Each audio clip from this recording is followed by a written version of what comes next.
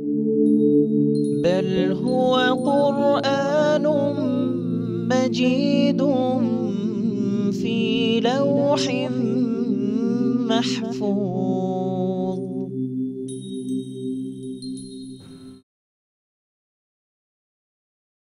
بسم الله الرحمن الرحيم.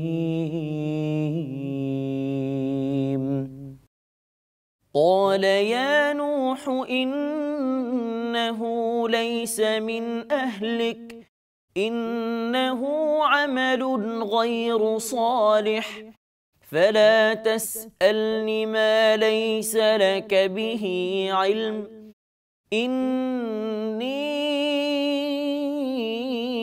أعظك أن تكون من الجاهلين.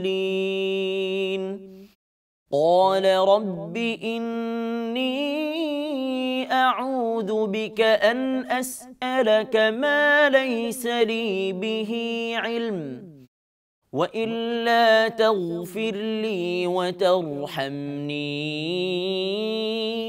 أكن من الخاسرين.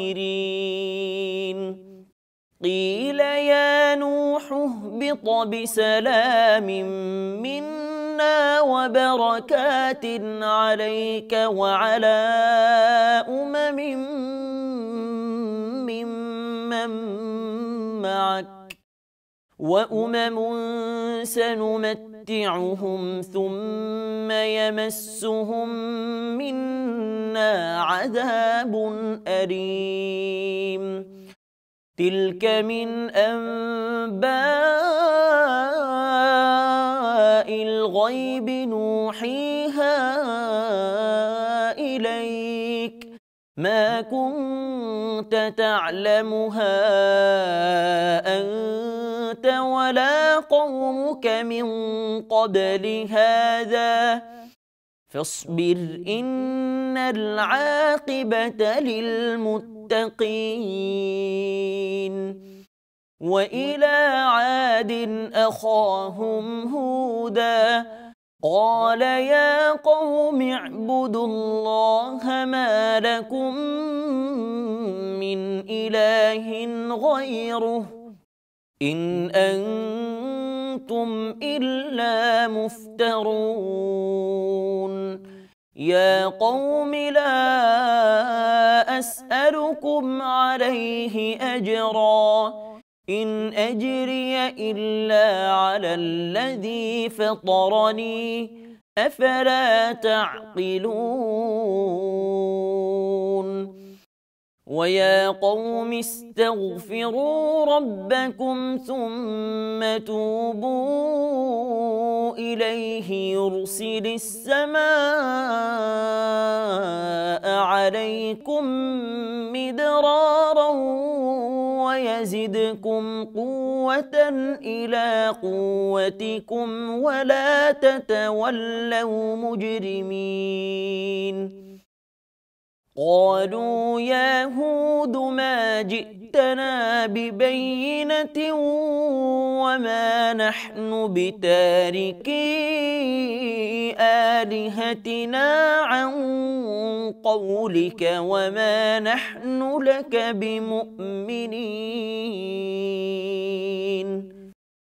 إن نقول إلا اعتراك بعض آلهتنا بسوء قال إني أشهد الله واشهدوا أني بريء مما تشركون من دونه فكيدوني جميعا ثم لا تنظرون. إني توكلت على الله ربي وربكم ما من دابة إلا هو آخذ بناصيتها إن ربي على صراط مستقيم فإن تولوا فقد أبلغتكم ما أرسلت به إليكم ويستخلف ربي قوما غيركم ولا تضرونه شيئا إن ربي على كل شيء حفيظ ولما جاء أمرنا نجينا هودا والذين آمنوا معه برحمة منا ونجيناهم من عذاب غليظ وتلك عاد جحدوا بآيات ربهم وعصوا رسله واتبعوا أمر كل جبار عنيد وأتبعوا في هذه الدنيا لعنة ويوم القيامة ألا إن عادا كفروا ربهم ألا بعدا لعاد قوم هود صدق الله العظيم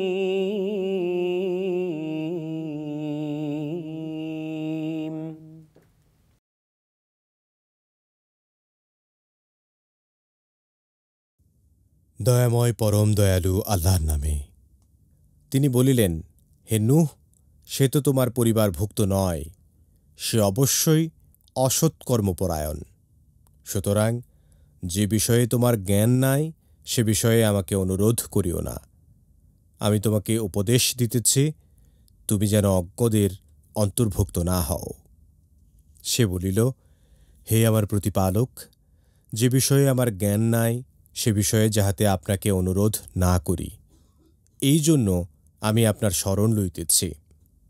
আপনি যদি আমাকে ক্ষমা না করেন এবং আমাকে দয়া না করেন, তবে আমি ক্ষতিগ্রস্তদের অন্তর্ভুক্ত হইব।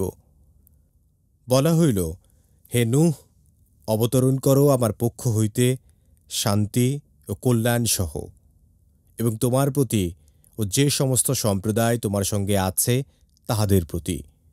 অপর সম্প্রদায়সমূহকে আমি জীবন উপভোগ করিতে দিব, পরে আমা হইতে মর্মন্তুদ শাস্তি উহাদেরকে স্পর্শ করিবে। এই সমস্ত অদৃশ্য লোকের সংবাদ আমি তোমাকে ওহী দ্বারা অবহিত করিতেছি, যাহা ইহার পূর্বে তুমি জানিতে না এবং তোমার সম্প্রদায়ও জানিত না। সুতরাং ধৈর্য ধারণ করো, শুভ পরিণাম মুত্তাকীদেরই জন্য। আদ জাতির নিকট উহাদের ভ্রাতা হুদকে পাঠাইয়াছিলাম। সে বলিয়াছিল, হে আমার সম্প্রদায়, তোমরা আল্লাহর ইবাদত করো, তিনি ব্যতীত তোমাদের অন্য কোনো ইলাহ নাই। তোমরা তো কেবল মিথ্যা রচনাকারী। হে আমার সম্প্রদায়, আমি ইহার পরিবর্তে তোমাদের নিকট পারিশ্রমিক যাচনা করি না। আমার পারিশ্রমিক আছে তাঁহারই নিকট, যিনি আমাকে সৃষ্টি করিয়াছেন। তোমরা কি তবুও অনুধাবন করিবে না? হে আমার সম্প্রদায়, তোমরা তোমাদের প্রতিপালকের নিকট ক্ষমা প্রার্থনা করো, অতঃপর তাঁহার দিকেই ফিরিয়া আসো। তিনি তোমাদের জন্য প্রচুর বাড়ি বর্ষণ করিবেন। তিনি তোমাদেরকে আরও শক্তি দিয়া তোমাদের শক্তি বৃদ্ধি করিবেন, এবং তোমরা অপরাধী হইয়া মুখ ফিরাইয়া লইও না। উহারা বলিল, হে হুদ, তুমি আমাদের নিকট কোনো স্পষ্ট প্রমাণ আনয়ন করো নাই। তোমার কথায় আমরা আমাদের উপাস্যদেরকে পরিত্যাগ করিবার নহি, এবং আমরা তোমাতে বিশ্বাসী নহি। আমরা তো ইহাই বলি, আমাদের উপাস্যদের মধ্যে কেহ তোমাকে অশুভ দ্বারা আবিষ্ট করিয়াছে। সে বলিল, আমি তো আল্লাহকে সাক্ষী করিতেছি এবং তোমরাও সাক্ষী হও, নিশ্চয়ই আমি তাহা হইতে মুক্ত যাহাকে তোমরা আল্লাহর শরীক করো। আল্লাহ ব্যতীত তোমরা সকলে আমার বিরুদ্ধে ষড়যন্ত্র করো, অতঃপর আমাকে অবকাশ দিও না। আমি নির্ভর করি আমার ও তোমাদের প্রতিপালক আল্লাহর উপর। এমন কোনো জীবজন্তু নাই যে তাহার পূর্ণ আয়ত্তাধীন নয়। নিশ্চয়ই আমার প্রতিপালক আছেন সরল পথে। অতঃপর তোমরা মুখ ফিরাইয়া লইলেও আমি যাহাসহ তোমাদের নিকট প্রেরিত হইয়াছি, আমি তো তাহা তোমাদের নিকট পৌঁছাইয়া দিয়াছি, এবং আমার প্রতিপালক তোমাদের হইতে ভিন্ন কোনো সম্প্রদায়কে তোমাদের স্থলাভিষিক্ত করিবেন, এবং তোমরা তাহার কোনো ক্ষতি সাধন করিতে পারিবে না। নিশ্চয়ই আমার প্রতিপালক সমস্ত কিছুর রক্ষণাবেক্ষণকারী। এবং যখন আমার নিদর্শন আসিল, তখন আমি হুদ ও তাহার সঙ্গে যাহারা ঈমান আনিয়াছিল তাহাদেরকে আমার অনুগ্রহে রক্ষা করিলাম, এবং রক্ষা করিলাম তাহাদেরকে কঠিন শাস্তি হইতে। এই আদ জাতি তাহাদের প্রতিপালকের নিদর্শন অস্বীকার করিয়াছিল এবং অমান্য করিয়াছিল তাহার রাসূলগণকে, এবং উহারা প্রত্যেক উদ্ধত স্বৈরাচারীর নির্দেশ অনুসরণ করিয়াছিল। এই দুনিয়ায় উহাদেরকে করা হইয়াছিল লানতগ্রস্ত, এবং লানতগ্রস্ত হইবে উহারা কিয়ামতের দিনেও।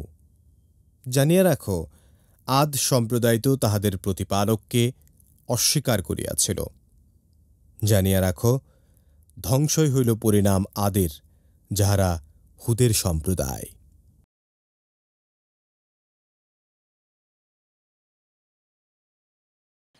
আলহামদুলিল্লাহ ওয়াহদা ওয়াসসালাতু ওয়াসসালামু আলা মান লা নাবিয়্যা বা'দা, আম্মা বা'দ।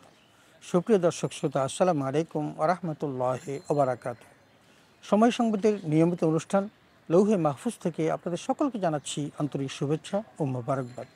সুপ্রিয় শ্রোতা, আমরা এতক্ষণ পর্যন্ত পবিত্র কোরআনুল কারীমের সূরা হুদের ৪৬ নম্বর আয়াত থেকে ৬০ নম্বর আয়াতের তেলাওয়াত শুনলাম তরজমা। আসুন আমরা এই আয়াতে কারিমাগুলোর সংক্ষিপ্ত তাফসীর শুনি। আল্লাহ তাআলা আমাদের সকলকে পবিত্র কোরআন বুঝার তৌফিক দান করুন, আমিন। সুপ্রিয় শ্রোতা, আমরা হযরত নূহ আলাইহিস সালাম এবং তার জাতির সাথে যে সকল সংলাপ হয়েছিল তারই ধারাবাহিক আলোচনা শুনছিলাম, এবং সেখানে হযরত নূহ আলাইহিস সালাম তার ছেলে সম্পর্কে আবদার করেছিল যে পানি যখন বাড়তেছে, হে আল্লাহ, সে তো আমারই সন্তান, তুমি তাকে রক্ষা করার ব্যবস্থা করো।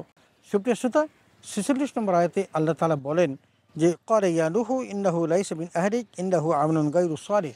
এখানে হযরত নূহ আলাইহিস সালামের ধারাবাহিক আলোচনাগুলোর মধ্যে একটা জায়গায় এসে হযরত নূহ আলাইহিস সালাম তার ছেলে সম্পর্কে আল্লাহর কাছে আবদার করেছিল, এবং সেই মুহূর্তে একটা বিশাল ঢেউ এসে তার ছেলেকে উড়িয়ে নিয়ে যায়, কিন্তু তিনি আবদার করেছিলেন সে তো আমারই আহাল।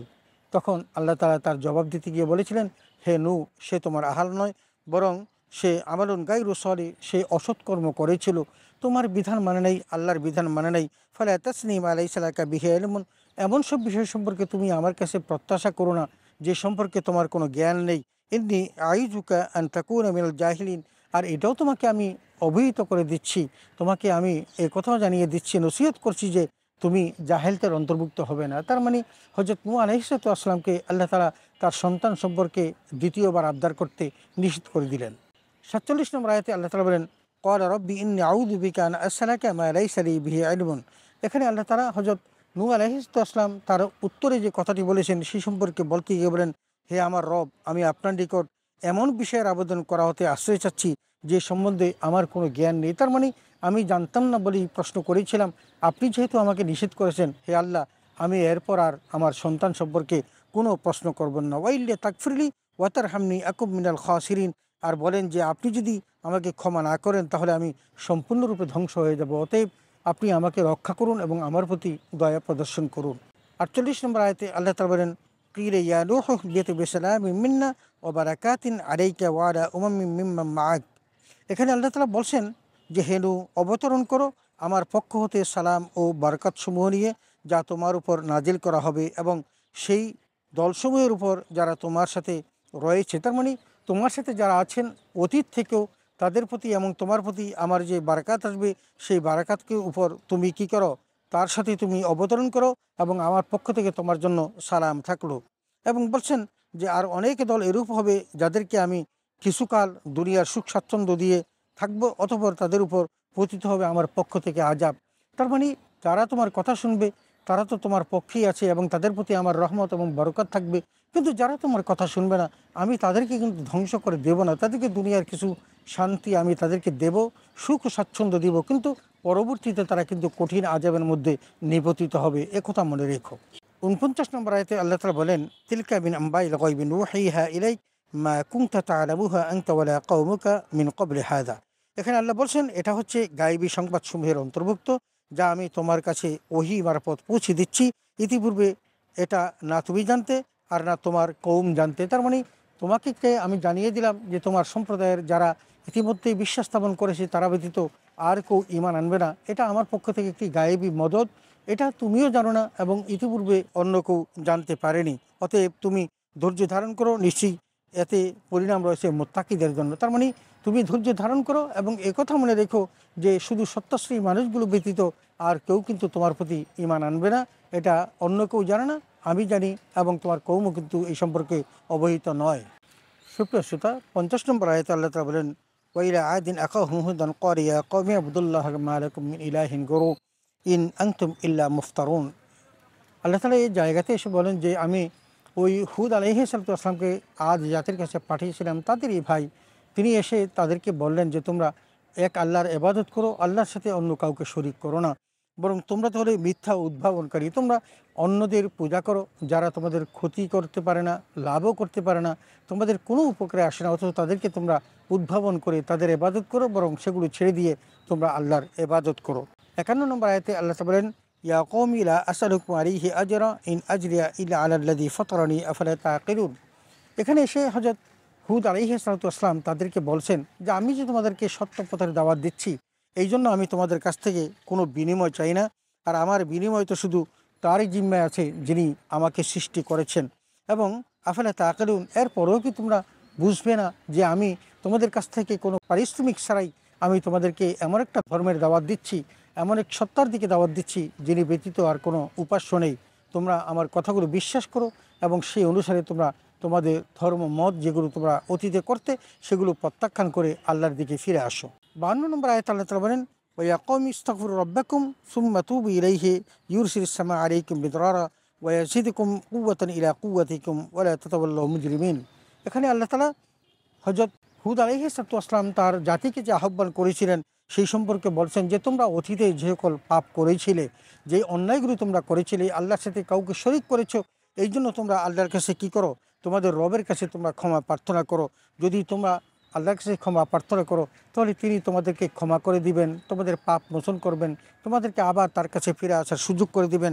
ইউরসিলিস সামা আলাইকুম মিদরারা, তিনি আকাশ থেকে তোমাদের জন্য প্রচুর বৃষ্টি বর্ষণ করবেন এবং ওয়াজিদুকুম কুওয়াতান ইলা কুওয়াতিকুম, আল্লাহ তাআলা আরও শক্তি প্রদান করে তোমাদেরকে শক্তি আরও বর্ধিত করে দিবেন।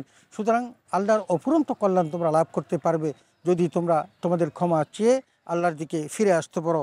ওয়ালা তাতাওয়াল্লাউ মুজরিমিন, তখন আল্লাহ বলেন যে আর তোমরা পাপে লিপ্ত হওয়ার জন্য মুখ ফিরিয়ে নিও না। তার মানে আমি যে আহ্বান করছি এই আহ্বানগুলো তোমরা শ্রবণ করো, গ্রহণ করো, বরণ করো, বরং আমার কাছ থেকে এগুলো শোনার পর তোমরা মুখ ফিরিয়ে অন্যদিকে চলে যেও না। ৫৩ নম্বর আয়াত আল্লাহ তাআলা বলেন, ক্বালু ইয়া হুদ মা জি'তনা বিবাইয়িনাতিন ওয়া মা নাহনু বিতারিকি আলিহাতিনা আন কওলিক ওয়া মা নাহনু লাকা বিমুমিনিন। এত সব কিছু বলার পরেও ওই হুদ আলাইহিস সালাতু ওয়াসসালামের জাতিসমূহের যে কথা আল্লাহ তাআলা বলছেন যে হে হুদ, তুমি আমাদের সামনে কোনো প্রমাণ উপস্থাপন করনি এবং আমরা তোমার কথায় আমাদের যে সত্তাকে আমরা এতদিন ভেবে আসছি, জেনে আসছি, তাদেরকে আমরা কখনো বাদ দিতে পারবো না। কারণ তুমি যে সত্তার কথা বলো তাকে তো আমরা দেখি না, বরং আমরা যাদের উপাসনা করি তারা তো আমাদের চোখের সামনেই থাকে, আমরা তাদেরই উপাসনা করব, তোমার সেই রবের উপাসনা আমরা করব না। ওমা নাহনু লাকা বিমুমিনিন, এবং তোমার কথায় আমরা কখনো বিশ্বাস আনবো না। তার মানে আমরা তোমার কথা বিশ্বাস করে আমাদের এই প্রভুদেরকে প্রত্যাখ্যান করব, এই কথা কোনোভাবেই সম্ভব নয়। ৫৪ নম্বর আয়াতে আল্লাহ তাআলা বলেন, ইন নাকুলু ইন্না তারাকা বাদু আলিহাতিনা বিসুইন ক্বালা ইন্নী উশহিদুল্লাহ ওয়া উশহিদু ইন্নী বারিউম মিম্মা তুশরিকুন। এখানে হযরত হুদ আলাইহিস সালাতু ওয়াসসালামের এই প্রস্তাবের প্রেক্ষিতে তার জাতির লোকেরা যা বললেন সেটাই আল্লাহ তাআলা বলছেন যে আমাদের উপাস্য দেবতাদের মধ্য হতে কেহ তোমাকে দুর্দশায় ফেলে দিয়েছে। তার মানে তুমি আমাদের দেবদেবীদের যেভাবে গালি দিচ্ছ, দেবদেবীদের ব্যাপারে যে সমস্ত কথাবার্তা বলছো, এই জন্য হয়তো আমাদের দেবদেবীরাই তোমার মস্তিষ্ককে খারাপ করে দিয়েছে এবং তুই সমস্ত আবল তাবল বলতেছ। সে বলল, আমি আল্লাহকে সাক্ষী রাখছি এবং তোমরাও সাক্ষী থেকে যে তোমরা ইবাদতে শরীক সাব্যস্ত করছো। বলছেন যে তোমরা তো আমার কথা শুনলে না, তাহলে তোমরা সাক্ষী থেকো এবং আমার আল্লাহও সাক্ষী আছেন যে আমি তোমাদেরকে সঠিক পথের সন্ধান দিয়েছিলাম, কিন্তু তোমরা আমার এই সন্ধানকে কাজে লাগাওনি এবং আমার এই কথাগুলিকে তোমরা প্রত্যাখ্যান করে তোমরা তোমাদের দেবদেবীর পূজায় মত্ত হয়েছিলে। ৫ নম্বর আয়াতে আল্লাহ তাআলা বলেন, মিন দুনিহি ফাকিদুনি জামিয়ান সুম্মা লা তুনজিরুন। বলছেন, আর আল্লাহর সাথে অনন্তর তোমরা সবাই মিলে আমার বিরুদ্ধে ষড়যন্ত্র চালাও। যদি আমি মিথ্যাই বলে থাকি তাহলে তোমরা সকলে মিলে আমার বিরুদ্ধে ষড়যন্ত্র করো, অথবা আমাকে সামান্য অবকাশ দিও না। আমার বিরুদ্ধে তোমাদের যত রকমের ষড়যন্ত্র আছে তোমরা সকল ষড়যন্ত্র করে দেখো যে তোমরা আমাকে কোনোভাবে বিপদে ফেলতে পারো কিনা। তোমরা পারবা না, কারণ আমি তো আল্লাহর পক্ষ থেকে এসেছি, যা কিছু বলছি সকলেই আল্লাহর পক্ষ থেকে বলছি। অতএব তোমরা আমার কথাই মেনে নাও। যদি তোমরা সেটা না মানো তাহলে আমাকে একটু যাচাই করে দেখো যে তোমাদের এই সকল ষড়যন্ত্রের মুখে আমি টিকে থাকতে পারি কি না।